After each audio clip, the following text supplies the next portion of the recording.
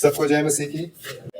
आइए हम रोमियो की अध्ययन को आगे बढ़ाते हुए आज रोमियो की पत्री अध्याय नंबर 12 उसके 1 और 2 आयत को पढ़े। रोमियो की पत्री अध्याय नंबर 12 1 और 2, पेज नंबर 221।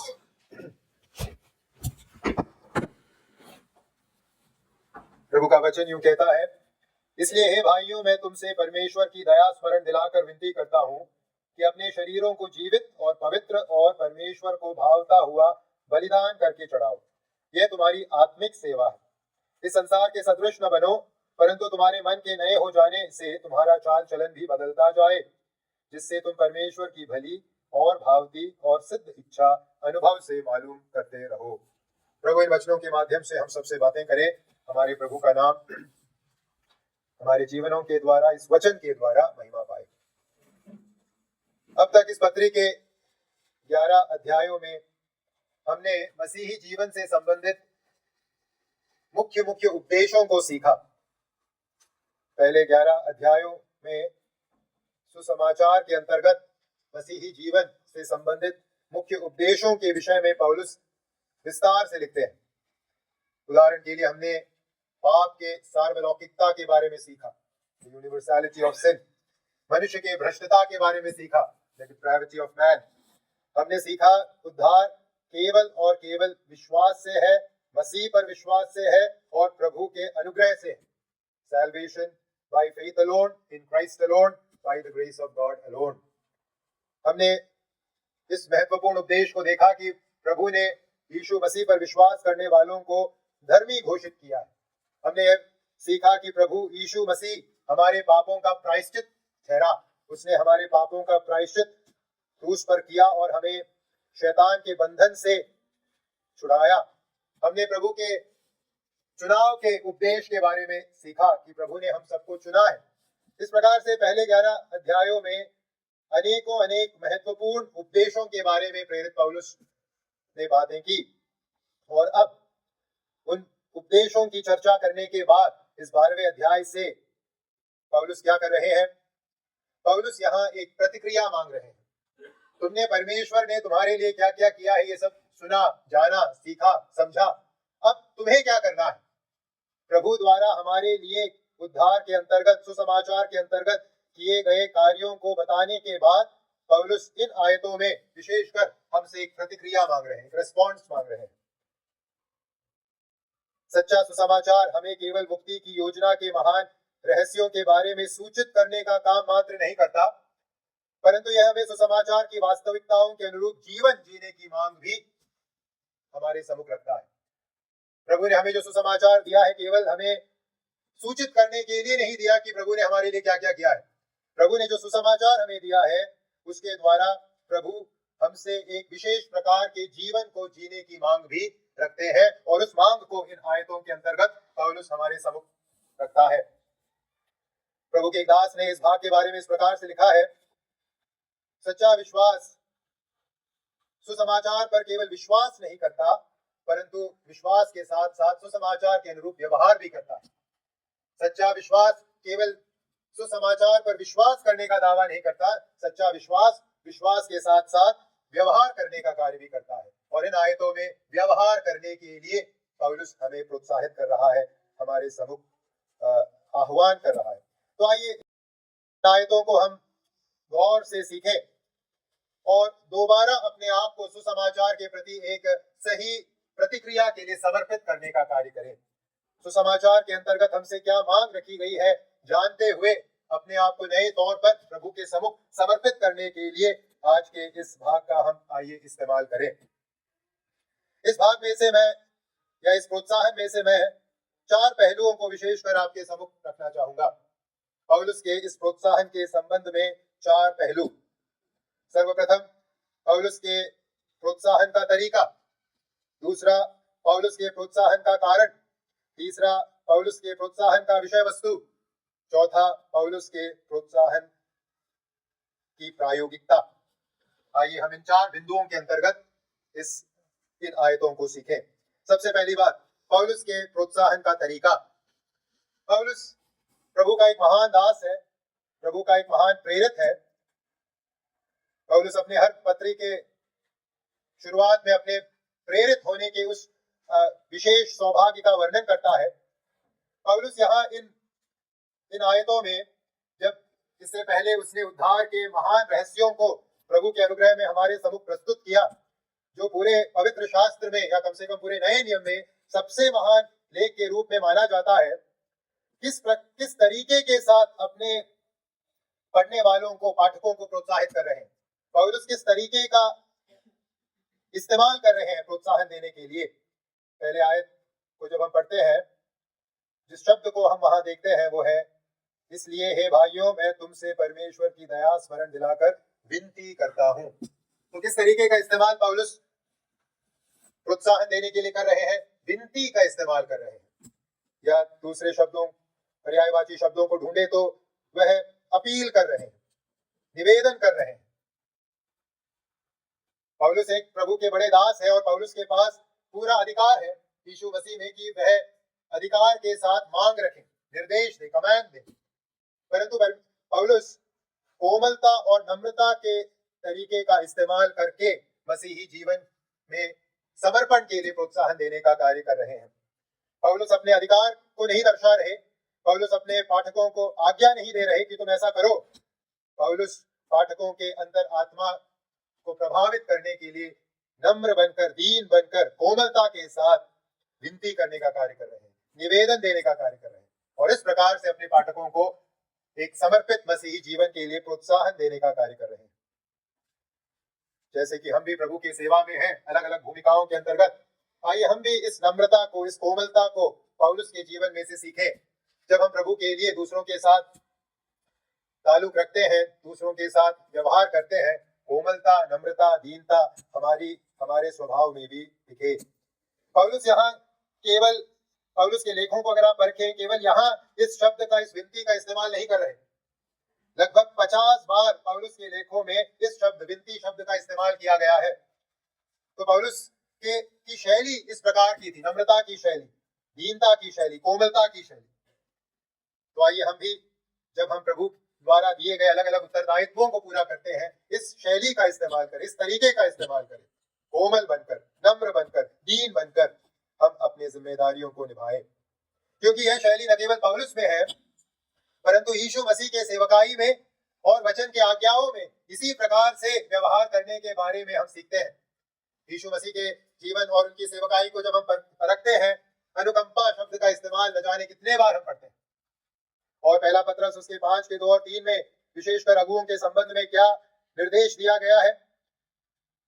पहला पत्रस 5 का 2 और 3 की परमेश्वर के उस झुंड की जो तुम्हारे बीच में है रखवाली करो, और यह दबाव से नहीं परंतु परमेश्वर की इच्छा के अनुसार आनंद से, और नीच कमाई के लिए नहीं पर मन लगाकर जो लोग तुम्हें सौंपे गए हैं उन पर अधिकार न जताओ, वरन झुंड के लिए आदर्श बनो। अधिकार न जताते हुए नम्रता के साथ अपने झुंड को संभालने का निर्देश वचन स्पष्ट तौर पर देता है। यीशु के सेवकाई में हम इस शैली को देखते हैं, पौलुस के इस प्रोत्साहन में उसी तरीके को हम देखते हैं। आइए हम भी अपने तौर तरीकों में इस कोमलता, इस नम्रता, इस दीनता को शामिल करने वाले बने। तो सबसे पहली बात जो हम पौलुस के इस प्रोत्साहन में सीख सकते हैं, ऑब्जर्व कर सकते हैं, वो है पौलुस के प्रोत्साहन का तरीका। दूसरी बात जो हम इस प्रोत्साहन में से सीख सकते हैं वो है पौलुस के प्रोत्साहन का कारण। ये प्रोत्साहन पौलुस क्यों दे रहे हैं, क्या है कारण? इन आयतों में कम से कम 2 कारण हम इस प्रोत्साहन के पीछे देख सकते हैं। परमेश्वर के लिए अपने जीवन को समर्पित करो, इस प्रोत्साहन को देने के पीछे कम से कम 2 कारण पौलुस हमें इन आयतों में देते हैं, या पहले आयत में देते हैं। पहला जो कारण हम देखते हैं वो है परमेश्वर की दया के कारण। क्यों हम अपने आप को, क्यों एक मसीही व्यक्ति अपने आप को परमेश्वर के लिए समर्पित करे? कारण है परमेश्वर की दया के चलते एक मसीही अपने आप को परमेश्वर के सम्मुख समर्पित करे। पौलुस इस प्रोत्साहन को हमें इस कारण के चलते दे रहे हैं क्योंकि एक विश्वासी के रूप में हम कौन है? हम प्राप्त करता है। किस चीज के प्राप्त करता? परमेश्वर की दया के, परमेश्वर के अनुकंपा के प्राप्त करता है, रिसिपिएंट्स है हम। इसलिए पौलुस हमसे समर्पण के लिए प्रोत्साहन दे रहे हैं। जब हम सुसमाचार के बारे में सोचते हैं, सुसमाचार को अगर आप संक्षिप्त रूप से कहें, सुसमाचार क्या है? सुसमाचार परमेश्वर की दया और परमेश्वर की अनुकंपा का एक वर्णन है। जो भी आशीष मुझे और आपको सुसमाचार के जरिए प्रभु ने दिया है, वो इसलिए नहीं आया क्योंकि हम में से कोई भी योग्य है, हम में से कोई भी लायक है, इसीलिए आया है, केवल और केवल इसीलिए आया है क्योंकि परमेश्वर ने अपनी दया दर्शाई। जब हमने पहले 11 अध्यायों को सीखा, अलग अलग प्रकार से कैसे परमेश्वर की दया सुसमाचार के अंतर्गत हमने प्राप्त किया है, हमने उसे देखा। उदाहरण के लिए परमेश्वर के दया के अनुसार हम धर्मी ठहराए गए, हमने सीखा परमेश्वर की दया के अनुसार हम पाप के लिए मर गए और यीशु मसीह के लिए जी उठे। हमने सीखा परमेश्वर की दया के अनुसार हमें परमेश्वर के कुटुंब में सदस्यता मिली है। हमने सीखा कि परमेश्वर की दया के अनुसार हम अब व्यवस्था के अधीनता में नहीं है, अनुग्रह के अधीनता में है। हमने सीखा परमेश्वर की दया के चलते हम पाप के उस दंड की आज्ञा से मुक्त कर दिए गए, छुड़ा लिए गए हैं। हमने सीखा परमेश्वर की दया के अनुसार एक उत्तम उज्जवल भविष्य जो अवर्णनीय है हमारा इंतजार कर रहा है। परमेश्वर की दया के अनुसार हमें क्या क्या मिला है उसकी एक बड़ी सूची हमने पहले 11 अध्यायों के अंतर्गत देखी। अब सवाल है, इन सब आशीषों को, परमेश्वर की दया के अंतर्गत इन सब आशीषों को प्राप्त करने के बाद क्या करें? इस प्रोत्साहन के अंतर्गत वही कार्य, वही बात पौलुस हमें बता रहे हैं। परमेश्वर की दया को स्मरण करते हुए क्या करें? हम परमेश्वर के सम्मुख अपने आप को समर्पित करें। देखिए, यहाँ जब हम इस कारण को देखते हैं कि परमेश्वर की दया के हम प्राप्त करता है, इसलिए हमें अपने जीवन को परमेश्वर को समर्पित करना है। यहाँ हम हमारे विश्वास, बाइबल आधारित विश्वास और इस संसार के विश्वास प्रणालियों के बीच के मूल एक अंतर को देख सकते हैं। क्या है मूल अंतर बाइबल के विश्वास और इस संसार के विश्वास प्रणालियों के बीच? जहां तक हमारे विश्वास का सवाल है, हमारा विश्वास हमें यह सिखाता है कि हम ईश्वर के दया और अनुकंपा को स्मरण करते हुए उसके प्राप्तकर्ता होने के कारण अपने आप को परमेश्वर के सम्मुख प्रस्तुत करें, परमेश्वर के सम्मुख समर्पित करें। परंतु इसके विपरीत संसार के धार्मिक प्रणालियों में हम क्या देखते हैं? इस संसार के लोग अपने भक्ति मार्गों के अंतर्गत समय को क्यों खर्च करते हैं, या अपने संसाधनों को क्यों खर्च करते हैं, अपने ऊर्जा को क्यों खर्च करते हैं? ताकि उन्हें उनके देवता देवी जिससे भी कुछ दया, कुछ अनुकंपा मिल जाए। वो कुछ पाने के लिए अपने आप को समर्पित करते हैं। परंतु यहाँ पौलुस कहते हैं क्योंकि हमने पाया है इसलिए हम अपने आप को समर्पित करें। यह है मूल अंतर मसीही विश्वास, बाइबल आधारित विश्वास और इस संसार के विश्वास प्रणालियों के बीच। हमने परमेश्वर से, परमेश्वर की दया के अंतर्गत अनेकों आशीषों को पाया है, इसलिए हम अपने आप को समर्पित करते हैं। लेकिन ये संसार के लोग अपने आप को समर्पित करते हैं ताकि वो अपने भक्ति मार्ग के अंतर्गत अपने विश्वास के पात्र को प्रसादित करें और उससे कुछ दया पाए। मैं उम्मीद करता हूं इस अंतर को हम में से हर एक व्यक्ति जो यहाँ बैठा है समझ चुका है। आप यहाँ क्यों बैठे हो? क्योंकि आपको कुछ पाना है, या आप यहाँ इसलिए बैठे हो क्योंकि आपने कुछ पाया है? ये है अंतर इस संसार के भक्ति मार्गों और हमारे विश्वास के बीच। हम यहाँ इसलिए नहीं बैठे क्योंकि हमें कुछ पाना है, हम यहाँ इसलिए बैठे हैं क्योंकि हमने कुछ पाया है। हमने परमेश्वर से दया प्राप्त की है, हम परमेश्वर की दया के प्राप्त करता है, इसलिए हम यहाँ बैठे हैं। उदाहरण के लिए हम क्यों परमेश्वर के सम्मुख अपने भेंट को लेकर आते हैं? क्यों हम परमेश्वर के सम्मुख अपने आराधना को लेकर आते हैं? क्योंकि हमने परमेश्वर से कुछ पाया है, तो हम धन्यवाद के एक मनोभाव के साथ उस कार्य को कर रहे हैं। इसलिए नहीं कि जैसे संसार में कुछ गलत उपदेशक सिखाते हैं कि आप बीज बो, आप कुछ दो तो आपको मिल जाएगा। प्रभु अनुग्रहकारी है, प्रभु अपने दया के अंतर्गत देता भी है, लेकिन देने के पीछे की मंशा इसलिए नहीं है कि प्रभु और दे देना, निवेश नहीं है। ये एक धन्यवाद दर्शाने का एक तरीका है। इफिसियों 1:3 में मसीही जीवन के बारे में क्या लिखा है? इफिसियों की पत्री अध्याय नंबर 1 उसका 3 पद, वहां लिखा है, हमारे प्रभु यीशु मसीह के परमेश्वर और पिता का धन्यवाद हो कि उसने हमें मसीह में स्वर्गीय स्थानों पर सब प्रकार की आत्मिक आशीष दी है। प्रभु ने यीशु मसीह में हमें सब प्रकार की आत्मिक आशीष दे दी है, इसलिए हम प्रभु के समर्पण में अपना जीवन जीते हैं। इसलिए नहीं कि कुछ और मिल जाए। प्रभु ने जब अपना रक्त, अपना प्राण हमारे लिए दे दिया, अब क्या प्रभु ने हमसे अलग रखा है? कुछ नहीं। प्रभु ने हमें सब आशीषें दे दी है। तो इस नए साल में क्या करें? प्रभु के दया को स्मरण करते हुए, प्रभु से जो हमने नाना प्रकार की दया और अनुकंपा प्राप्त की है, उसे स्मरण करते हुए हम अपने आप को प्रभु को समर्पित करते हुए दैनिक जीवन जिए। दूसरा कारण जो इन आयतों में हम देखते हैं पौलुस के इस प्रोत्साहन का क्या है कारण? पहला कारण हमने देखा, हमने परमेश्वर से दया प्राप्त की है। दूसरा कारण पहले आयत के आखिरी भाग में हम पढ़ते हैं, पहले आयत के दूसरे आखिरी भाग में, यही तुम्हारी आत्मिक सेवा है। या आप हिंदी बाइबल में जो स्टार लगा है उस फुटनोट में देखेंगे, वहां लिखा है यही हम तुम्हारी मानसिक सेवा है। मूल भाषा में जिस शब्द का इस्तेमाल किया गया है, जिसे यहाँ आत्मिक या मानसिक करके ट्रांसलेट किया गया है, उसे बाइबल शास्त्री दो तरीके से समझते हैं। एक है लॉजिकल या रीजनेबल। रीजनेबल मतलब उचित, और कुछ बाइबल शास्त्री उसे मन से किए जाने वाली आराधना के रूप में समझते हैं। जिस शब्द का इस्तेमाल यहाँ आत्मिक शब्द से किया अनुवाद किया गया है, उसको समझने के दो तरीके हैं। एक है उपयुक्त या उचित सेवा, और दूसरा है मन से, हृदय से, समझ के साथ की गई सेवा। केजेवी बाइबल में जिस शब्द का इस्तेमाल किया गया है वो उचित सेवा के रूप में वहां इसे दर्शाया गया है। दोनों तरीके से हम इसका अनुवाद कर सकते हैं, दोनों अपने आप में ठीक है, परंतु मैं यहाँ पहले अनुवाद का इस्तेमाल कर रहा हूं, उचित सेवा। क्योंकि परमेश्वर से हमने अनेक आशीषों को पाया है। परमेश्वर की दया अनुकंपा हम पर बहुतायत में आई है, तो क्या करें? क्या है उचित कार्य करना? परमेश्वर से सब कुछ प्राप्त करने के बाद क्या है उचित व्यवहार? उचित व्यवहार है अपने आप को हम परमेश्वर के सम्मुख समर्पित करें, अपने आप को परमेश्वर के सम्मुख प्रस्तुत करें। यह है उचित प्रतिक्रिया, रीजनेबल सर्विस, उचित आराधना। किसी ने इस प्रकार से पूछा है, यदि आप परमेश्वर आपको आपके पापमय अवस्था के बावजूद परमेश्वर ने आपके लिए जो जो कार्य किया है उसको अगर आप नापेंगे, मापेंगे, तो क्या होनी चाहिए उचित प्रतिक्रिया?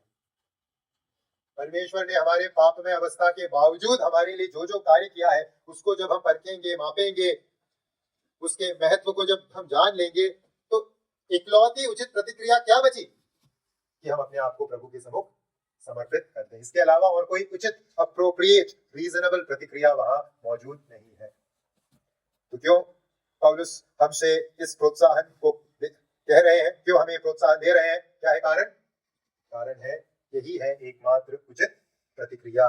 परमेश्वर से सब कुछ पाने के बाद परमेश्वर के सम्मुख अपने आप को प्रस्तुत करना ही एकमात्र उचित प्रतिक्रिया है। तो दूसरी बात जो हम सीख रहे थे वो है पौलुस के प्रोत्साहन का कारण है हमने प्रभु से दया प्राप्त की है, और कारण है उस दया प्राप्त करने की उचित प्रतिक्रिया केवल और केवल समर्पण ही है और कुछ नहीं। तीसरी बात पौलुस के प्रोत्साहन के संबंध में जो हम सीख सकते हैं वो है पौलुस के प्रोत्साहन का विषय वस्तु। पौलुस के प्रोत्साहन का विषय वस्तु क्या है? पौलुस के प्रोत्साहन का विषय वस्तु, हम अब तक उस विषय वस्तु में नहीं आए। पौलुस क्या करने के लिए दया स्मरण दिलाते हुए रोम की कलीसिया के विश्वासियों को प्रोत्साहित कर रहे हैं? पौलुस परमेश्वर द्वारा दिए गए आशीषों को या दया को स्मरण दिलाकर क्या करने के लिए विनती कर रहे हैं? 12वें अध्याय के पहले आयत में, इसलिए हे भाइयों, मैं तुमसे परमेश्वर की दया स्मरण दिलाकर विनती करता हूं कि अपने शरीरों को जीवित और पवित्र और परमेश्वर को भावता हुआ बलिदान करके चढ़ाओ। या चढ़ाने के लिए अपने शरीरों को जीवित, पवित्र, परमेश्वर को भावता हुआ बलिदान करके चढ़ाने के लिए पौलुस अपने पाठकों को प्रोत्साहन दे रहे हैं।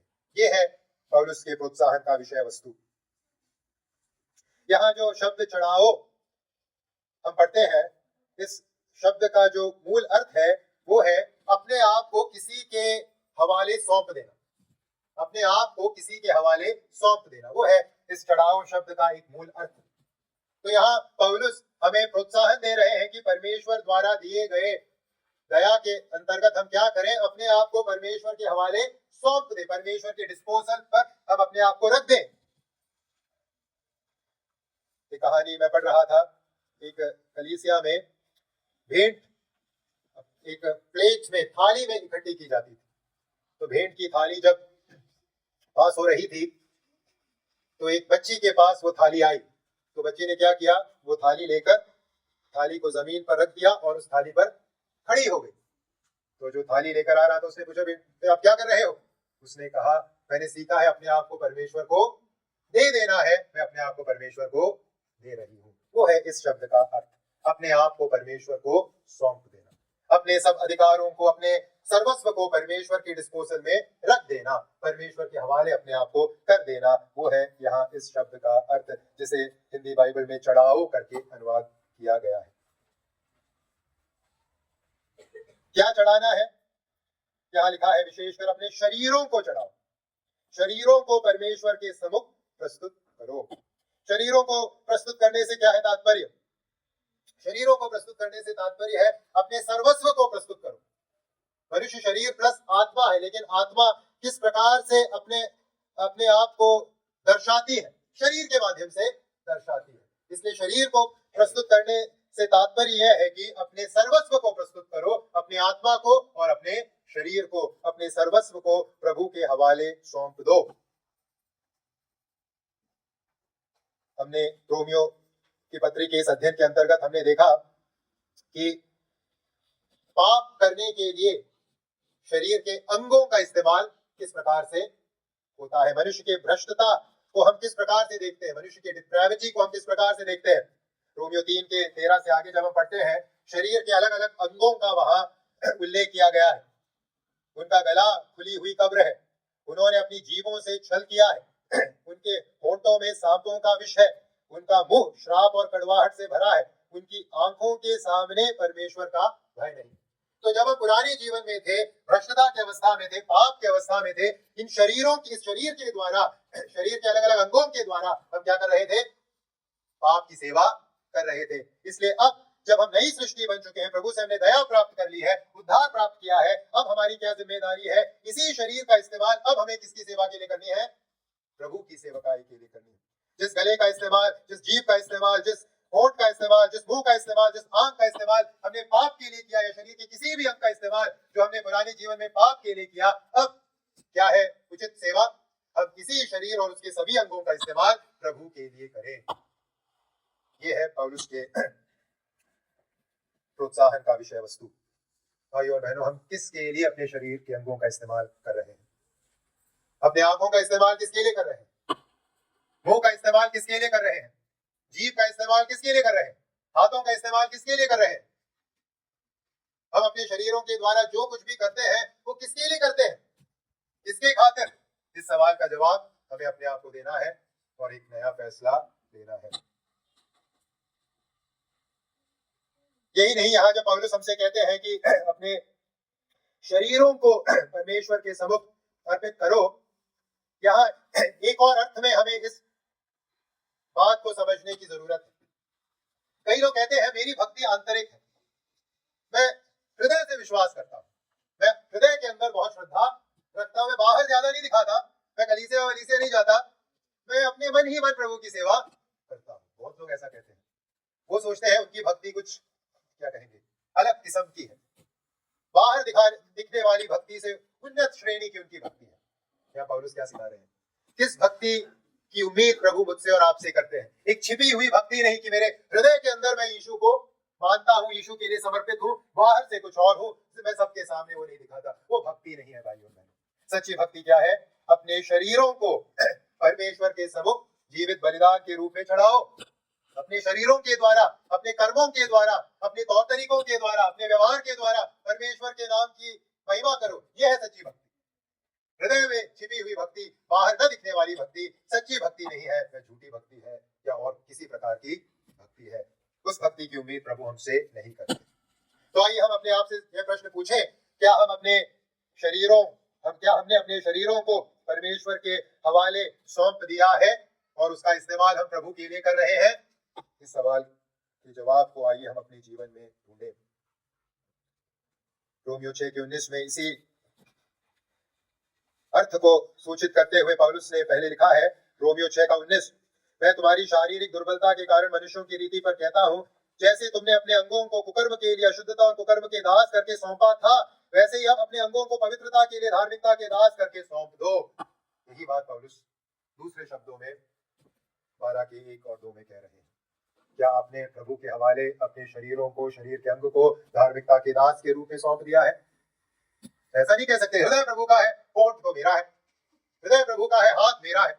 हृदय प्रभु का है, आंख मेरा है। नहीं, आंख भी, होंठ भी, हाथ भी, हृदय भी, सर्वस्व प्रभु को सौंपे। ये है उचित प्रतिक्रिया, उचित आराधना। क्या पौलुस पुराने नियम के चित्रण का इस्तेमाल कर रहे हैं, चित्र का इस्तेमाल कर रहे हैं, बलिदान शब्द का इस्तेमाल कर रहे हैं? पौलुस, हमें मालूम है, हमने बार बार इस रोमियो के पत्री के श्रृंखला के अंतर्गत सीखा है किस प्रकार से पुराने नियम का इस्तेमाल बातों को स्पष्ट करने के लिए करते हैं। यहाँ बलिदान शब्द का इस्तेमाल पौलुस कर रहे हैं। पुराने नियम के अंतर्गत एक परमेश्वर का आराधक, एक शुद्ध बिना किसी गड़बड़ी वाले जानवर को परमेश्वर के सम्मुख आराधना के भावना को दर्शाने के लिए लेकर आता था। लेकिन आज परमेश्वर हमसे क्या मांग रहे हैं? मरे हुए जानवरों को हमसे नहीं मांग रहे, परमेश्वर हमसे हमारे सर्वस्व को मांग रहे हैं। तुम अपने आप को मुझे दो, मेरे पास कुछ मरे हुए जानवर को लेकर मत आओ। अपने जीवित शरीरों के साथ मेरे पास आओ और उन शरीरों का इस्तेमाल करके मेरी सेवा करो। यह है पौलुस के प्रोत्साहन का विषय वस्तु। आइए हम अपने जीवन को परखें। यहाँ जब पौलुस हमें अपने शरीरों को बलिदान के रूप में चढ़ाने के लिए प्रोत्साहन दे रहे हैं, इस कथन के व्याकरण को देखने की भी जरूरत है। यहाँ जिस काल का इस्तेमाल, टेंस का इस्तेमाल पौलुस कर रहे हैं, वो इस बात को दर्शाता है कि आप अपने आप को स्थायी रूप से परमेश्वर को सौंपिए। A permanent presentation before God. आप अपने आप को, अपने शरीरों को एक जीवित बलिदान के रूप में परमानेंटली, स्थायी रूप से परमेश्वर को सौंपिए। यह है यहाँ का प्रोत्साहन, अस्थायी रूप से नहीं। रविवार को मैं सौंपता हूँ, या बुधवार को मैं सौंपता हूँ, शुक्रवार को मैं सौंपता हूँ, बाइबल अध्ययन के समय सौंपता हूँ, वैसा बलिदान प्रभु को नहीं चाहिए। परमानेंट प्रेजेंटेशन, एक स्थायी बलिदान, ये प्रभु हमसे मांग रहे हैं। अपने आप को एक निर्णय लेकर परमेश्वर के हवाले पूर्णतः अपने सर्वस्व को सौंपिए कि अब जब तक जीवन है, ये जीवन प्रभु के लिए है। इस भावना के साथ एक विवाह का उदाहरण इस प्रोत्साहन के विषय वस्तु को समझने के लिए उपयोगी रहेगा। एक विवाह के अंतर्गत क्या होता है? एक दुल्हा दुल्हन दुल्हे से के सामने क्या वायदा करती है? दुल्हे से क्या वायदा करती है दुल्हन? कि मैं अपने खाना बनाने की क्षमता को तुम्हारे लिए इस्तेमाल करूंगी, ऐसा बोलती है। या दूल्हा दुल्हन से क्या कहता है? मैं अपने पैसे को तुम्हारे लिए खर्च करूंगा, ऐसे बोलते हैं? नहीं, वो क्या करते हैं? हम एक दूसरे के लिए क्या कर रहे हैं? सौंप रहे हैं। केवल कुछ जीवन की बातें नहीं, अपना सर्वस्व एक दूसरे को सौंप रहे हैं। उसी प्रकार से हम भी क्या करें?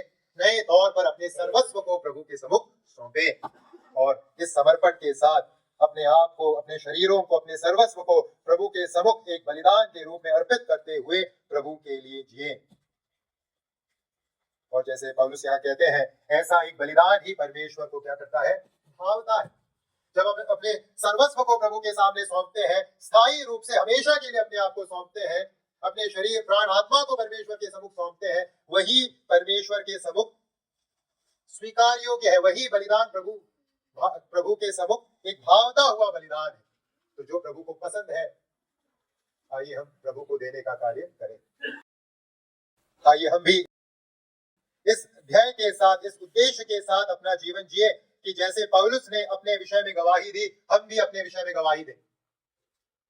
पौलुस ने क्योंकि अपने जीवन को, अपने शरीरों को परमेश्वर के सम्मुख एक भावता हुआ बलिदान के रूप में अर्पित किया था, इसलिए वो क्या गवाही दे पाया?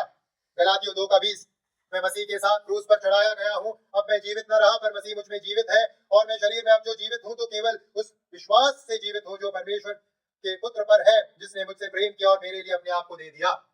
और उसको ऐसा कह पाया क्योंकि उसने अपने शरीर को प्रभु के हवाले परमानेंटली, पूर्णतः सौंप दिया था। यही नहीं, गलातियों 6:14 और क्या कहते हैं अपने विषय में? गलातियों 6:14 पर ऐसा ना हो कि मैं अन्य किसी बात का घमंड करूं, केवल हमारे प्रभु यीशु मसीह के क्रूस का, जिसके द्वारा संसार मेरी दृष्टि में और संसार की दृष्टि में मैं क्रूस पर चढ़ाया गया हूं। पौलुस अपने आप के न होने के बारे में बात कर रहे हैं। अब ये शरीर, ये जीवन, ये सर्वस्व किसका है? यीशु मसीह का। भाई और बहनों, आइए हम भी इसी गवाही को साल के अंत में कह पाए, इस एक ध्येय के साथ इस नए वर्ष की शुरुआत करें। अपने आप को प्रभु के हवाले सौंपें, प्रभु के डिस्पोजल में अपने आप को रख छोड़ें। किसी ने एक कलीसिया के अगुवे से किसी ने आके पूछा, प्रभु को अपने आप को समर्पित करने का क्या है अर्थ, क्या करना होगा? उस अगुवे ने एक खाली पन्ना लिया, एक ब्लैंक शीट, ब्लैंक पेपर लिया। उसने कहा, आप इसमें साइन कर दीजिए।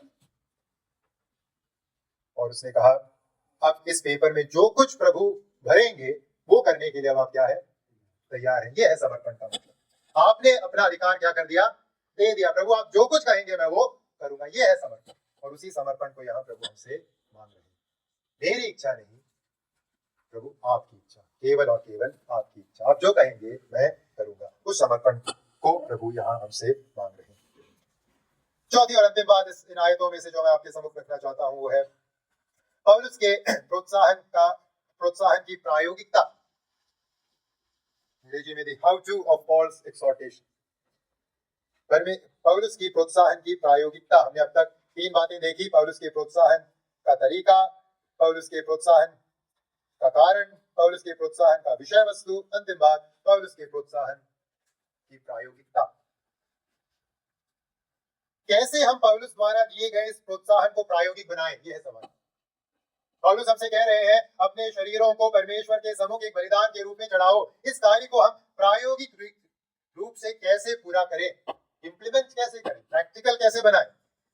इसके लिए दूसरे आयत में पौलुस 2 क्रिया शब्दों का इस्तेमाल कर रहे हैं। उन 2 क्रिया शब्दों को अगर हम समझ लेंगे, इस प्रोत्साहन को हम अपने जीवन में लागू कर सकते हैं। कौन कौन से हैं दूसरे आयत में इस्तेमाल क्रिया शब्द जो इस प्रोत्साहन को प्रायोगिक बनाते हैं?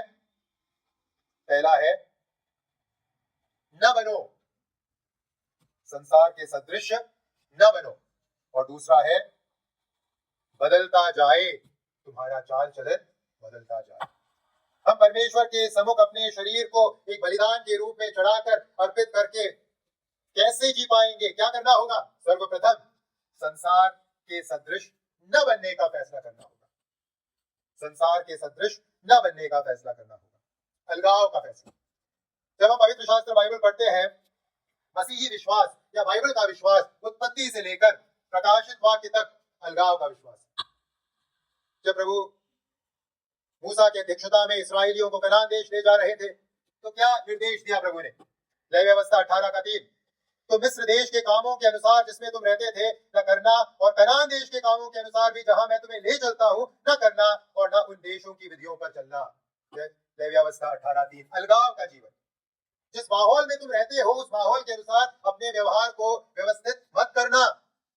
जहां से तुम निकले हो और जहां तुम जा रहे हो वहां के लोगों का अनुकरण मत करना, वहां के रीतियों का अनुकरण मत करना। स्पष्ट निर्देश परमेश्वर ने मूसा के द्वारा इसराइलियों को दिया था। जब मत्ती के सुसमाचार में आते हैं, प्रभु यीशु ने भी इसी प्रकार का निर्देश हमें दिया। मत्ती रचित सुसमाचार 6:7 और 8। प्रार्थना के विषय में जब प्रभु कहते हैं, वहां क्या कह रहे हैं? प्रभु क्या सिखा रहे हैं? मत्ती 6:7 और 8, प्रार्थना करते समय अन्य जातियों के समान बकबक न करो, क्योंकि वे समझते हैं कि उनके बहुत बोलने से उनकी सुनी जाएगी, इसलिए तुम उनके समान न बनो। क्या है जो प्रभु सिखा रहे हैं? इस संसार के समान न बनो, अपने पड़ोसी का कॉपी मत करो। मनुष्य की एक स्वाभाविक प्रवणता है कि मनुष्य कॉपी करता है, इमिटेट करता है। वो स्वाभाविक रूप से अपने माहौल के अनुसार काम करना शुरू करता है। जैसा पड़ोसी करता है वो भी वैसा ही करता है। यह मनुष्य की एक क्या कहेंगे, मनुष्य की एक प्रवणता। पौलुस कहते हैं हमें उस प्रवणता पर जय प्राप्त करनी है। हमें संसार के सदृश नहीं बनना है, संसार के सदृश नहीं बनना है। हमें हर मायने में अपने अलगाव को इस संसार में रहते हुए प्रदर्शित करना है। हर मायने में अपने अलगाव को इस संसार में रहते हुए प्रदर्शित करना है। हम इस संसार के नहीं हैं, स्वर्ग के निवासी है, स्वर्ग के राज्य के हम बेटा बेटी हैं। इस पहचान को अपनी बोली, अपनी भाषा, अपने तौर तरीके, अपने रहन सहन, हर रीति से हमें प्रस्तुत करने की जरूरत है। और ये जो अलगाव है ये अपने आप नहीं आता, क्योंकि जैसे हमने कहा हम स्वाभाविक रूप से हमारे अंदर क्या प्रवणता है, हमें किसी के नकल उतारने की प्रवणता है, किसी के जैसे काम करने की प्रवणता है। इसलिए हमें क्या करना होगा, इस संसार के सदृश न बनने के लिए हमें क्या करना होगा, हमें ध्यान पूर्वक यीशु मसीह की ओर अपनी दृष्टि को लगाने की आदत डालनी होगी। ध्यान पूर्वक यीशु मसीह की ओर अपनी दृष्टि को लगाने की आदत डालनी होगी, क्योंकि जब हम यीशु की ओर ध्यान पूर्वक अपनी निगाहों को लगाए रखेंगे, हम किसके समान व्यवहार करेंगे, किसकी नकल उतारेंगे, यीशु की नकल उतारेंगे। यही बात इब्रानियों का लेखक 12:2 में हमसे कहता है, इब्रानियों 12:2, और विश्वास के कर्ता और सिद्ध करने वाले यीशु की ओर ताकते रहो, जिसने उस आनंद के लिए जो उसके आगे धरा था, लज्जा की कुछ चिंता न करके क्रूस का दुख सहा और परमेश्वर के सिंहासन की दाहिनी ओर जा बैठा। यीशु मसीह की ओर ताकते रहे। अगर हमें इस संसार में अलगाव का जीवन जीना है, पड़ोसी जैसा व्यवहार नहीं करना, हमें आदत डालनी होगी यीशु को देखने की आदत, यीशु की तरफ अपनी निगाहों को बनाए रखने की आदत। कैसे करेंगे व्यावहारिक रूप से ऐसा? प्रार्थना के द्वारा, वचन में बने रहकर, संगति में बने रहकर, आराधना में बने रहकर, रोटी तोड़ने की सभा में शामिल होकर, और इस प्रकार के अन्य अन्य आत्मिक अवसरों का इस्तेमाल करके ही हम ऐसा कर सकते हैं। तो अगर नए साल में हमें अलगाव का जीवन जीना है, फैसला करना होगा, मैं हर रोज वचन पढ़ने में समय बिताऊंगा, हर रोज प्रार्थना करने में समय बिताऊंगा, मैं कलीसिया की एक सभा को भी नहीं छोड़ूंगा, हर रविवार में रोटी तोड़ने के लिए अनिवार्य रूप से उपस्थित होऊंगा, संगति के हर अवसर का मैं इस्तेमाल करूंगा। इस प्रकार के कुछ फैसले कीजिए। अगर आप नहीं करेंगे तो, और अगर आप अपने स्वाभाविक अवस्था में बने रहेंगे, तो आप किसके स्वरूप में अपने आप को पाएंगे, किसके सदृशता में अपने आप को पाएंगे? संसार के सदृशता में अपने आप को पाएंगे। आप भी वही करेंगे जो आपके साथ काम करने वाला कर रहा है, जो आपके पड़ोस में रहने वाला कर रहा है, जो आपके साथ पढ़ने वाला कर रहा है। आइए हम इस संसार के सदृश न बने, आइए हम अलगाव को बनाए रखें।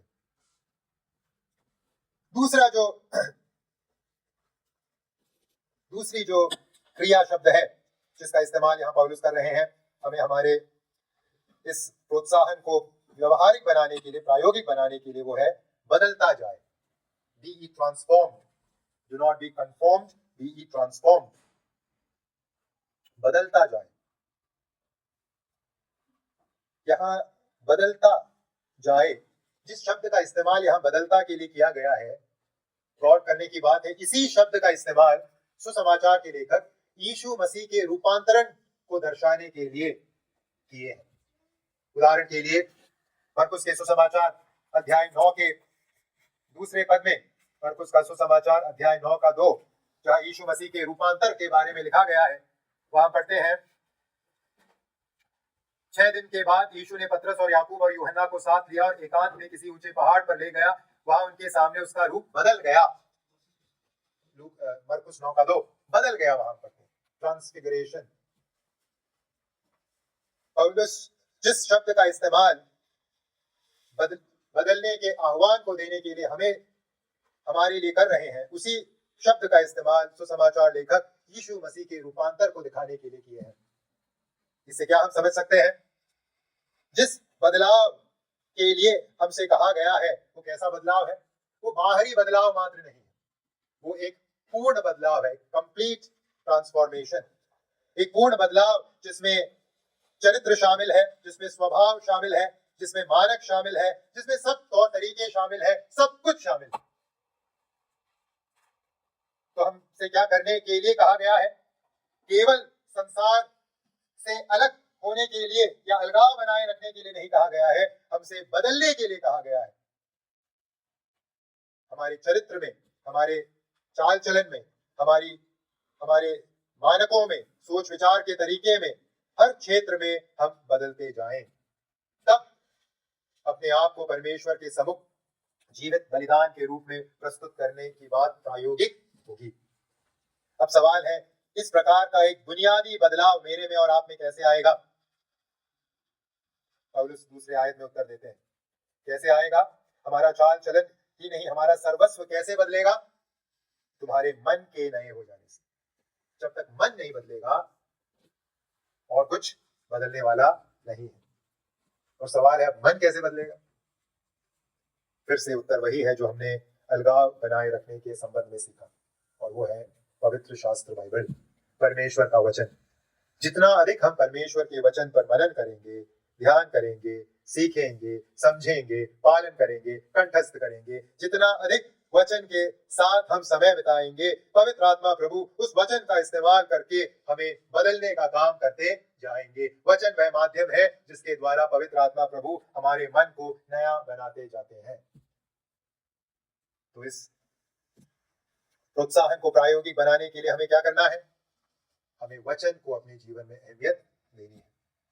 हमें इस वचन के लिए कुछ फैसले लेने हैं नए साल। मैं हर रोज वचन पढ़ूंगा, केवल पढ़ना ही नहीं, मैं वचन पर मनन करूंगा। केवल मनन करना ही नहीं, मैं अर्थ समझूंगा। केवल अर्थ समझना नहीं, मैं कंठस्थ करूंगा। केवल कंठस्थ करना नहीं, मैं उसका पालन करूंगा। इन निर्णयों को वचन के संबंध में नए साल के लिए ले लीजिए। तब आप और मैं इस प्रोत्साहन को प्रायोगिक बनाते हुए, प्रैक्टिकल बनाते हुए अपने जीवन को जी पाएंगे। जब हम परमेश्वर के वचन के साथ समय बिताएंगे, हम किस ज्ञान में आगे बढ़ेंगे? जैसे हम दूसरे आयत के अंत में पढ़ते हैं, परमेश्वर की भली भावती सिद्ध इच्छा के ज्ञान में आगे बढ़ेंगे और हम उसका पालन कर पाएंगे। प्रभु क्या चाहता है वो हम जान पाएंगे। हमारे जीवन में अधिकांश कश्मकश क्यों पैदा होते हैं? क्योंकि हमें नहीं मालूम प्रभु क्या चाहता है। हम कंफ्यूज रहते हैं। कारण क्या है? क्योंकि ज्योति नहीं है, वचन की ज्योति जीवन में नहीं है। आइए हम वचन को स्थान दें। केवल पढ़ना नहीं है, उसे इंटरनलाइज करना है, उसे हृदय में संचित करना है, अर्थ जानना है, मनन करना है, पालन करना है। तब जाके हम प्रभु की इच्छा जान पाएंगे और अपने जीवन में उस ज्योति के अनुसार आगे बढ़ पाएंगे और इस प्रोत्साहन को प्रायोगिक बनाकर अपने जीवन को जी पाएंगे। भाई और बहनों, आइए फैसले लेकर यहाँ से लौटें। प्रभु ने इस वचन के द्वारा जो प्रोत्साहन हमें दिया है, अपने आप को सौंपने का प्रोत्साहन, उसे हम आज से लागू करें और उसके लिए इस संसार से दूरी बनाने का फैसला और जीवन में बदलाव लाने का फैसला वचन के माध्यम से ये फैसला हम लें। अंत में हम क्या सीख रहे थे? दोहराकर हम समाप्त करेंगे। अपने आप को समर्पित करने का प्रोत्साहन हम सीख रहे थे और हमने सीखा पौलुस क्यों इस प्रोत्साहन को हमें, कैसे प्रोत्साहन को हमें दे रहे हैं, क्यों इस प्रोत्साहन को दे रहे हैं। और हमने देखा क्या है प्रोत्साहन। समर्पित मतलब अपने सर्वस्व को स्थायी रूप से परमेश्वर के हवाले सौंपना। और अंत में हमने देखा ये कैसे होगा? जब हम संसार से संबंध तोड़ेंगे और बदलाव के उस श्रृंखला में आगे बढ़ेंगे। नए आयतों के द्वारा प्रभु मेरी और आपकी ऐसा करने में सहायता करे। हमारे प्रभु का नाम